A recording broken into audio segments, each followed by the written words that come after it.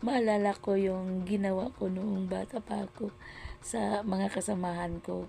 Kasi noong araw kasi, mag-igib. So, sumama ako sa kanila mag-igib. Mag-igib din ako. Pero, isa akong batang tahimik. Hindi ako makisali sa mga laro nila. Palagi silang naglalaro ng hide and seek.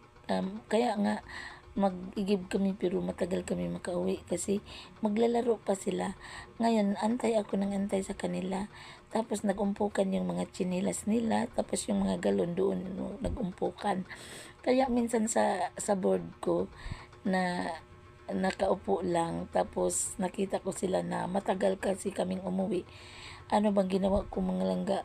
Inilagyan ko ng yung dumi ng kalabaw, yung galon sa isa kong kaibigan.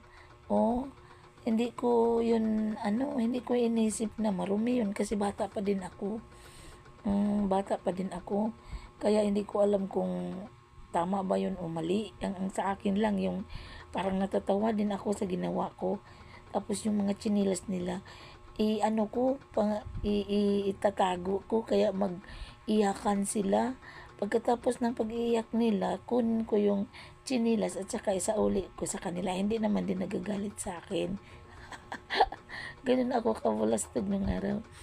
Tapos, parang inaano ko sila ba, mahilig ako nangasar. Mangasar ako sa kanila, ganun. Ganun lang. Pero yung dumi talaga sa dumi sa kalabaw, nilagay ko talaga sa galon yun. Yung kaibigan ko, pinapalo talaga siya sa papa niya.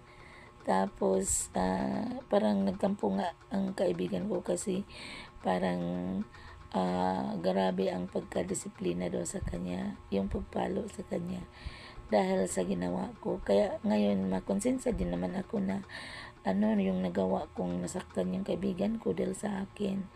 Kaya, sa ngayon, pag matulog ako, parang, natatawa ako sa mga, namin, yung mga, kabulastugan din. Marami talaga kaming, yung mga kaibigan ko noon. Tapos, magpunta kami ng, doon sa suba. Tapos, pag may mga isda, takbuhan din kami kasi, daw, yung iho. Ko, yung mga kababata ko. Pero mga sa ngayon, kanya-kanya na